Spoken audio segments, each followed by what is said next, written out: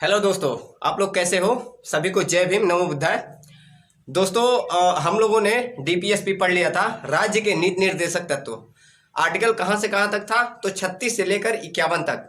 अगर आप लोगों ने वीडियो नहीं देखा है तो 51 तक मैंने पूरा वीडियो डिटेल में बनाया है। आप लोग हमारे प्लेलिस्ट में जाइए और पूरा वीडियो देख लीजिए, और पूरा एक्सप्लेन के साथ मैंने बताया है कहां से कहां तक। 1 से लेकर 51 तक आर्टिकल हम पढ़ा चुके हैं। जो कि आपको बता दें कि आज हमें पढ़ना है मौलिक कर्तव्य। क्या पढ़ना है? मौलिक कर्तव्य। ये मौलिक कर्तव्य आपका 4 क में है। कितने में? भाग 4 क में। तो एक बार रिकॉल करते हैं, आप लोग ध्यान दीजिएगा, बस 1 मिनट लगेगा। जैसे कि हमारे संविधान में 22 भाग हैं। 22 भाग का मतलब 22 चैप्टर हैं। उसमें से हम लोगों ने पहला पढ़ा संघ और उसके राज्य क्षेत्र। पहला चैप्टर का नाम था भाग, जो था हमारा संघ और उसके राज्य क्षेत्र। वो 1 आर्टिकल से लेकर 4 तक था। और दूसरा हमारा भाग था या चैप्टर मान लीजिए तो उसको नागरिकता। भाग दूसरा क्या था? नागरिकता। वो कहां से कहां तक था? तो 5 से 11 तक था। फिर तीसरा था मौलिक कर्तव्य, मौलिक अधिकार था। मौलिक अधिकार 12 से लेकर 35 तक था। आर्टिकल 12 से लेकर आर्टिकल 35 तक था। फिर हमारा मौलिक क्या बोलते हैं, डीपीएसपी, राज्य के नीति निर्देशक तत्व। कौन? राज्य के नीति निर्देशक तत्व। ये कहां से कहां तक? तो आर्टिकल 36 से लेकर आर्टिकल 51 तक था। तो आज हम लोग पढ़ेंगे भाग 4 का क। देखिए, जैसे कि मौलिक कर्तव्य जो था वो भाग 3 था, और भाग 4 में क्या था? हमारा डीपीएसपी, जैसे कि राज्य के नीति निर्देशक तत्व। मैंने आपको बताया था कि मौलिक कर्तव्य जो है ये किस देश से लिया गया है? तो अमेरिका से। और जो हमारा डीपीएसपी है ये आयरलैंड से लिया गया है। कहां से? किस देश से लिया गया है? तो आयरलैंड से। और आयरलैंड किस देश से लिया था? तो हमने बताया था कि स्पेन से, है ना। तो आज हम लोग पढ़ेंगे मौलिक कर्तव्य। मौलिक कर्तव्य ये किस में है? तो भाग 4 के क में। किस में है? भाग 4 क में। मौलिक कर्तव्य किस में है? भाग 4 जो है हमारा उसका क पार्ट है।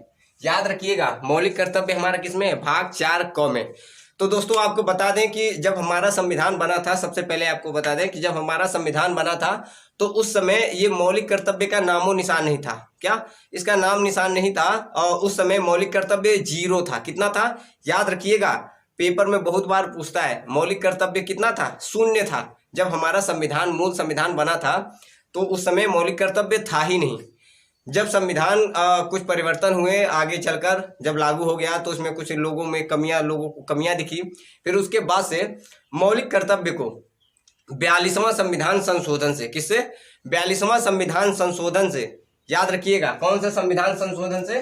42वां संविधान संशोधन से। इधर लिख देता हूं, 42वां संविधान संशोधन से इसको मौलिक कर्तव्य में 10 पार्ट को, कितने? 10 मान लीजिए 10 चैप्टर को जोड़ा गया। 10 कितना? याद रखिएगा, जब संविधान बना था तो एक भी नहीं था। और फिर 42वां संविधान संशोधन हुआ सरदार स्वर्ण सिंह के समिति। कौन थे? सरदार स्वर्ण सिंह समिति, इससे। और ये बना तो था सरदार सिंह स्वर्ण समिति के हिसाब से। याद रखिएगा, 42वां संविधान संशोधन हुआ। 42वां संविधान संशोधन हुआ कब था? तो 1976 में हुआ था। कब हुआ था? 1976 में। तो सरदार सिंह स्वर्ण समिति के सिफारिश से बना था। इसको बना था, लेकिन लागू किसके हुआ था? तो लागू वर्मा समिति। याद रखिएगा, लागू कब हुआ था? किसके समिति से? तो वर्मा एक समिति था, वर्मा, उस समिति से लागू हो गया था। तो सबसे पहले आपको बता दें कि जब हमारा 42वां संविधान संशोधन हुआ तो 10 हमारे जोड़े गए मौलिक कर्तव्य। कितने? मौलिक कर्तव्य में 10 पार्ट जोड़े गए। और फिर उसके बाद से एक और संविधान संशोधन हुआ, 86वां संविधान संशोधन। तो हमारा एक और जोड़ा गया, 11वां। तो इस समय मौलिक कर्तव्य के भाग कितने हैं, मतलब पार्ट कितने हैं? तो 11। याद रखिएगा, वर्तमान में मौलिक कर्तव्य के पार्ट कितने हैं? तो 11। और जब संविधान लागू हुआ था तो उस समय कितने थे? तो 0। और 42वां संविधान संशोधन होकर कितने पार्ट को जोड़े गए? तो 10। तो याद रखिएगा, मौलिक कर्तव्य बहुत इंपॉर्टेंट टॉपिक है। याद रखिएगा, पेपर में बहुत बार इससे पूछता है। तो सबसे पहले आपको बता दें कि मौलिक कर्तव्य हमारा किस देश से लिया गया है? तो मौलिक कर्तव्य हमारा सोवियत संघ रूस से लिया गया है। किससे? सोवियत संघ रूस से। रूस जो है ना, पहले रूस भी बहुत बड़ा हुआ करता था, सोवियत लगता था, मतलब कई देश मिलकर उसमें अकेले मतलब कई देश उसमें रहा करते थे, फिर अलग अलग टूटकर वो अलग अलग हो गए तो सिर्फ रूस बचा। तो सोवियत संघ रूस से हमारा जो मौलिक कर्तव्य है उस देश से लिया गया है, मतलब उसमें क्या क्या कमियां थी, क्या अच्छाई थी, वो देखकर अपने भारत में लाया गया है, ना कि नकल किया गया है। लोग बहुत से ऐसे लोग आपको मिलेंगे अपवाद जो गलत बोलने वाले होते हैं। आप मान लीजिए आप में जो अच्छाई है हम अपने में ले लेते हैं तो क्या जाता है हमारा, हम और अच्छा हो जाएंगे ना। तो इसी प्रकार हमारे जो संविधान निर्माता थे उन्होंने क्या किया, कई देशों में गए और जहां उनको अच्छा लगा, जिस राज्य का या जिस सरकार का नियम अच्छा लगा, रूल अच्छा लगा, उस संविधान से हमारा संविधान में लिया गया।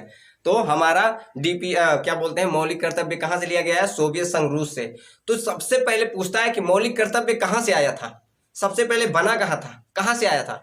तो बना तो था जापान में। कहाँ बना था, जापान में। देखिए सबसे पहले बना कहाँ था, जापान में। लेकिन हम लोग कहाँ से लिए हैं, तो हम लोगों ने लिया है रूस से। कहाँ से, हम लोग मौलिक कर्तव्य को रूस से लिया है। तो इतना तो अभी बेसिक जानकारी था। कितना था, बेसिक जानकारी था। हमारा मौलिक कर्तव्य जो है हमारे किस आर्टिकल में है, तो देखिएगा भाग तो हमारा 4 क है। कितना, भाग तो हमारा 4 क है, लेकिन आर्टिकल भी तो हमारा 51 क है। 51 तक हमने क्या पढ़ा, डीपीएसपी पढ़ा था, लेकिन हमको उसमें भाग भी जैसे वो बढ़ा क, तो इसी प्रकार हमने भी 51 में क जोड़ा। अब 51 के क में अब वर्तमान में मौलिक कर्तव्य कितने हो गए हैं, 11। पहले कितने थे जब संविधान लागू हुआ था, तो 0। फिर 42वां संविधान संशोधन हुआ स्वर्ण सिंह समिति के सिफारिश से, फिर लागू हुआ था वर्मा के समिति से, तो कितने थे, तो 10 थे। कितने, 10। अब 86वां संविधान संशोधन हो गया 2002 में। 86वां संविधान संशोधन हुआ, 86वां संविधान संशोधन 2002 में। तो इसमें कितने मौलिक कर्तव्य हो गए, तो 11। ये याद रखिएगा, बहुत इंपॉर्टेंट है। अब आइए 11 जो पार्ट हैं उसको हम पढ़ते हैं। आप लोग मतलब आराम से धीरे धीरे करके इसको पढ़ेंगे जब 1-2 बार, तो आपके माइंड में फीड हो जाएगा। आप लोग डर कर भाग जाते हो, भागा मत किया कीजिए। देखिएगा पहला क्या कहता है, संवैधानिक संस्थाओं, मतलब जो सबसे पहले हमारा जो मौलिक कर्तव्य है, क्या कहता है कि जो संविधान है, हमारा जो संविधान है उसकी रक्षा करो, और संवैधानिक संस्थाओं की रक्षा करो, और आदर्श जो हमारे वाक्य हैं उनको रक्षा करो, राष्ट्र ध्वज की रक्षा करो, और राष्ट्रगान आदर, मतलब उनका आदर करना है। जैसे कि अब देखिए पढ़ देते हैं फिर बताते हैं।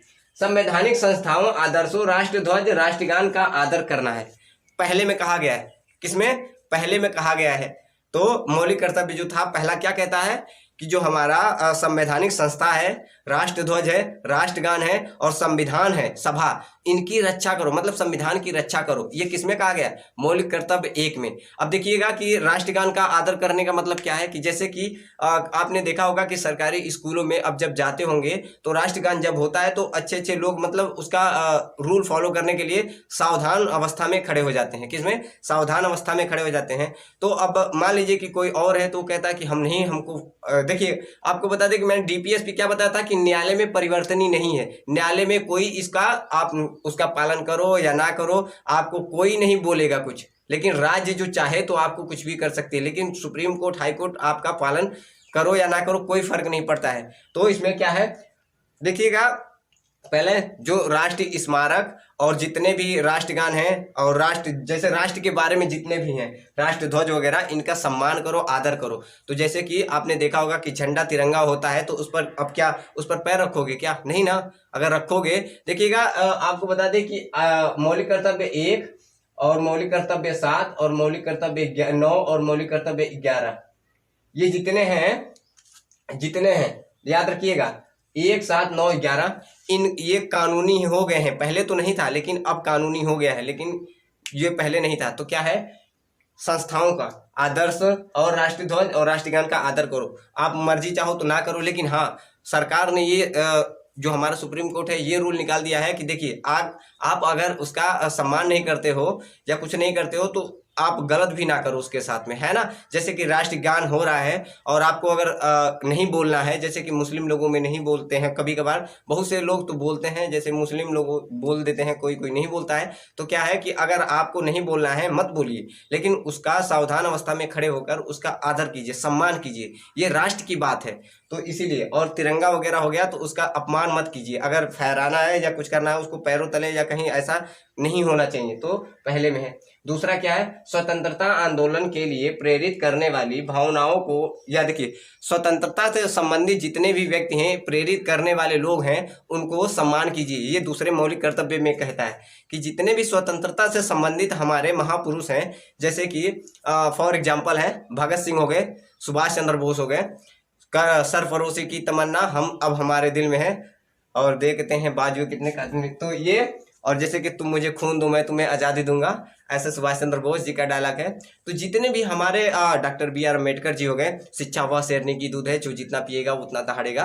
तो ऐसे जितने भी हमारे महापुरुष हैं उनका जो स्मारक है, देखिएगा, स्वतंत्रता आंदोलन के लिए प्रेरित करने वाले देखिए, भावनाओं का सम्मान करें, भावनाओं का सम्मान करें, जितने भी लोग हैं इनका सम्मान करें। अब ये नहीं कि आप उनके फोटो है तो उनके फोटो को गलत वीडियो बनाते हो या गलत कुछ करते हो, ऐसा नहीं करना है। अगर ऐसा करते हो तो आपको राज्य की सरकार चाहे तो आपको सजा भी दे सकती है, लेकिन सुप्रीम कोर्ट में नहीं जा सकते हैं आप, ऐसा है। लेकिन हाँ, उनका सम्मान करना ये आप पर डिपेंड करता है, करते हो या नहीं। ये आपके मन में है तो करो, या नहीं है तो नहीं करो, लेकिन ये कहता है कि सम्मान करना चाहिए, है ना।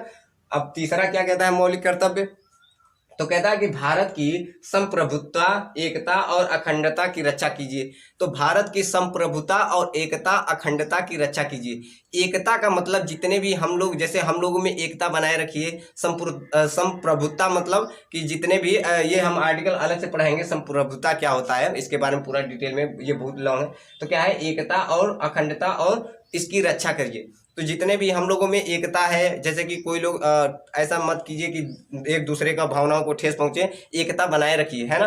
तो इसमें चौथे में क्या कहता है, देश की रक्षा करें और देश द्वारा आह्वान किए जाने पर देश सेवा के लिए तैयार रहें। अब ये देखिए, देश की रक्षा करें, पहला कितना इंपॉर्टेंट है, देश की रक्षा करें, देश द्वारा आह्वान किए जाने पर देश सेवा के लिए तैयार रहें। तो देश की रक्षा आप कैसे करोगे, आप बताइए। मान लीजिए कि बॉर्डर पर या कहीं सीमा पर लड़ाई हो गई, क्या होगी, सीमा पर लड़ाई होगी, और जैसे विदेशी लोग भारत में घुस गए, तो उसमें देश की रक्षा करने का मतलब, आप चाहो तो अगर हथियार उठाते हो, सरकार तो पहली बात आपको कहेगी अगर आप चलते हो तो ठीक है लड़ने के लिए, अगर नहीं भी जाते हो तो भी कोई फर्क नहीं पड़ता है, सरकार तो अपना व्यवस्था करके सेनाओं से साथ लड़ रही है। तो ये देश की रक्षा करो। तो देश की रक्षा करने का मतलब क्या है कि आप कहीं पर ज़्यादा फालतू मत बोलो, अपने देश के बारे में बुराई मत करो, किसी अन्य विदेशी देशों में बुराई मत करो। और हाँ, ये देश की रक्षा करना ये भी हो गया कि जैसे कि आप जैसे दूसरे बच्चों को शिक्षित करो कि ये करना है वो करना है, मतलब देश की रक्षा करने का मतलब ही यही हो गया। और क्या है, जाने पर देश सेवा के लिए तैयार रहो। तो मैंने बोला ना कि देश सेवा के लिए तैयार हो। जैसे कि अभी हमला हो जाता है, कहीं विदेशी आक्रमण, चीन से हमको लड़ना पड़ जाए, मान लो पाकिस्तान से लड़ना पड़ जाए और हमारी सेना कम पड़ जाए, तो हमें तो जानना पड़ेगा ना। अगर लेकिन इसमें ये है कि ये DPS सुप्रीम कोर्ट में न्यायाधीश नहीं है, मतलब न्यायालय में आप नहीं जा सकते हो, लेकिन ये कहा गया है कि अगर आप आना चाहते हो तो आइए, हम आपको मतलब आप चाहो तो हमारे देश की रक्षा कर सकते हो, आप आम नागरिक हो।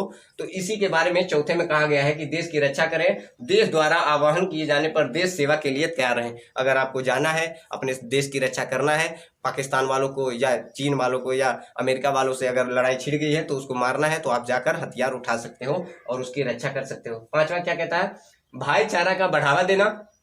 पांचवा क्या कहता है, भाईचारा का बढ़ावा देना और महिलाओं का सम्मान करना। तो ये पांचवा तो आपको समझ में आ गया होगा। चौथा क्या कहता है कि आप देश में अपनी देश की रक्षा करो और चाहे उसके सम्मान के लिए आप उसकी रक्षा कर सकते हो। पांचवा क्या कहता है, भाईचारा को बढ़ावा दो और महिलाओं का सम्मान करो। तो ये तो जाहिर सी बात, तो सिंपल सा है, आप समझ चुके हो। भाईचारा को बढ़ावा दो, एक दूसरे से लड़ाई ना करो और महिलाओं का सम्मान करो। अगर महिला चल रही है रास्ते में तो उसको गलत ना बोलो, और क्या है कि हमेशा उसके लिए पॉजिटिव रहो, ना कि उसके लिए निगेटिव रहो, क्योंकि हो सकता है कि आज दूसरे की बहन है, कल आपकी बहन भी रास्ते पर निकल रही होगी, तो उसके लिए भी ऐसा ही थॉट होगा सभी के मन में, है ना। तो ऐसा नहीं करना चाहिए। तो क्या है, यही पांचवा, भाईचारा को बढ़ावा दो और महिलाओं का सम्मान करो। छठा क्या कहता है, हमारी सामाजिक संस्कृति को समझने एवं उसका पालन करें। क्या, हमारी सामाजिक संस्कृति को समझें, हमारी जो सामाजिक संस्कृति है इसको समझें कि हमारा भारत का रीति रिवाज क्या है, कैसा रहना है, कैसे ढंग से क्या रूल फॉलो करना है। जैसे कि हाँ भाई, हमारे संविधान का ही रूल देख लीजिए, अगर इसका पालन नहीं करते हो तो क्या आपका सम्मान कोई करेगा? नहीं करेगा। मान लीजिए कि अगर महापुरुषों का सम्मान नहीं करते हो तो क्या आपका कोई इज्जत करेगा? नहीं करेगा। आप एक अकेले ऐसे हो। तो यही कह रहा है कि हमारी सामाजिक संस्कृति को समझने एवं उसका पालन करें। तो आप जाहिर सी बात है पालन करोगे, है ना। फिर सातवां क्या कहता है, प्राकृतिक पर्यावरण एवं वन्य जीवों की रक्षा करें। तो देखिए, प्राकृतिक पर्यावरण एवं वन्य जीवों की रक्षा करें। प्राकृतिक पर्यावरण तो और वन्य जीवों की रक्षा करें किसमें कहा गया है, तो इसके 7वें भाग में कहा गया है। मौलिक कर्तव्य के 7वें भाग में कहा गया है कि प्राकृतिक पर्यावरण की रक्षा करें और उनके वन्य जीवों का भी रक्षा करें। तो प्राकृतिक पर्यावरण का मतलब जैसे कि ये भी अब संसद जो सुप्रीम कोर्ट है इस पर भी अब अगर आप इसके खिलाफ जाते हो तो आपको सजा दे सकती है। ऐसा न्यायालय में परिवर्तन हो गया है। न्यायालय में सुप्रीम कोर्ट ने कह दिया है कि मान लीजिए कि अगर इसका रक्षा नहीं करते हो पर्यावरण, चंदन की लकड़ी मान लीजिए, अगर हर समय जाकर आप चंदन की लकड़ी काट दो, आप जहां मर्जी चाहो तहां कुछ भी करते रहो, रास्ते में वृक्ष को काट कर गिरा दो, ऐसा नहीं कर सकते हो ना। तो वही कह रहा है कि प्राकृतिक पर्यावरण एवं वन्य जीवों की रक्षा करें। तो वन्य जीवों का रक्षा करें, देखते नहीं आप फॉरेस्ट गार्ड होते हैं, जो जंगल होते हैं या बड़े बड़े जंगल की, उसमें फॉरेस्ट गार्ड होते हैं और वृक्षों की रक्षा करते हैं ना। तो ये अगर आप ऐसे ही चाहते हैं तो आप काट कर कहीं भी गिरा दो तो आप कहोगे कि हमारा मौलिक कर्तव्य है, हम कुछ भी करें लेकिन हमको सुप्रीम कोर्ट नहीं कुछ करेगा। ऐसा कुछ नहीं है। देखिएगा इधर, प्राकृतिक पर्यावरण एवं वन्य जीवों की रक्षा करें। अगर आप वन्य को काटते हो तभी भी आपको सुप्रीम कोर्ट उठाकर जेल में ठोस देगी, याद रखिएगा। हाँ, क्योंकि आप ये कहते हो कि इसको सुप्रीम कोर्ट में, न्यायालय में परिवर्तन ही नहीं है। कौन कौन से 1, 7, 9, 11 ये कानून है, याद रखिएगा।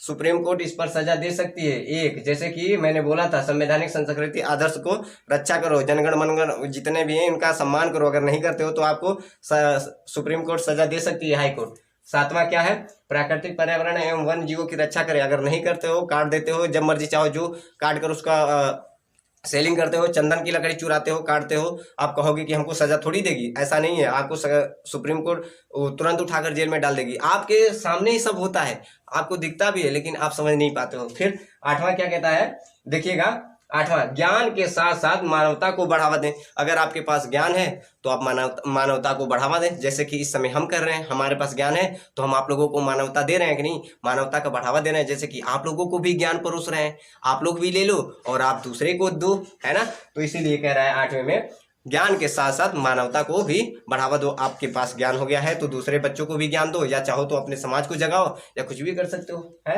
9वां क्या कहता है, राष्ट्रीय संपत्ति की सुरक्षा करें एवं हिंसा से दूर रहें। देखिए, राष्ट्रीय संपत्ति की रक्षा करें और हिंसा से दूर रहें। तो देखिए 9, इस 9 वाले को भी अगर आप गलत काम करते हो तभी भी आपको सरकार सजा देगी, सुप्रीम कोर्ट सजा देगी, याद रखिएगा।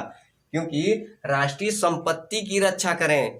आप मान लीजिए जा रहे हो, जैसे कि राष्ट्रीय संपत्ति होता क्या क्या है, पहली बात तो ये जान लीजिए।